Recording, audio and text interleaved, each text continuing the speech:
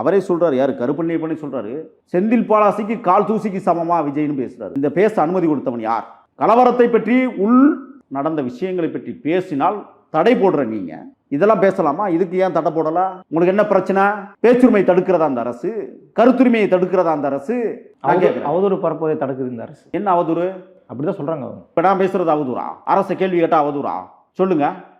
இல்ல அரசுக்கு சப்போர்ட்டிவா இந்த விஷயங்கள் நடந்திருக்கு, இதை கொஞ்சம் பாருங்கன்னு சொல்றது அவதூறா? இதை கவனிங்கன்னு சொல்றது தவறா? அவதூறா? இது என்னது? அடுத்து எஸ்சி சேகர்னு ஒருத்தர் தெரியுமில்ல, புதுசாக திமுகவில் இணைந்த குடிமி கும்பல் விஜய் பார்த்து கேட்குற ரிஹர்சல் பார்த்துட்டு வந்தேன். அப்போ ரிஹர்சல் இங்கேயோ நடந்திருக்குன்னு அர்த்தம், அப்படி தானே? பேசுவதற்கு ரிஹர்சல் பார்த்தார் விஜய் என்றால் நடத்துவதற்கு ரிஹர்சல் யார் நடத்தியது? கூட்டத்தை நிர்வகிக்க திறமை வேண்டுங்கிறார். 60 வருஷம் பேசி தானப்பா நீங்கள் கூட்டத்தை நிர்வகிச்சு வச்சுருக்கீங்க, அதுக்கு பாராட்டுறேன். கட்டுப்பாடுகள் இருக்கிறது, எங்கே அங்கொன்றும் இங்கொன்றும் மகசன் 1.5 வருஷத்தில் கட்டுப்பாடுங்கிறது அவ்வளோ சீக்கிரம் கொண்டு வர முடியாது மூத்தவரே எஸ்வி சேகர் அவர்களே, உங்களுக்கு சொல்கிறேன்.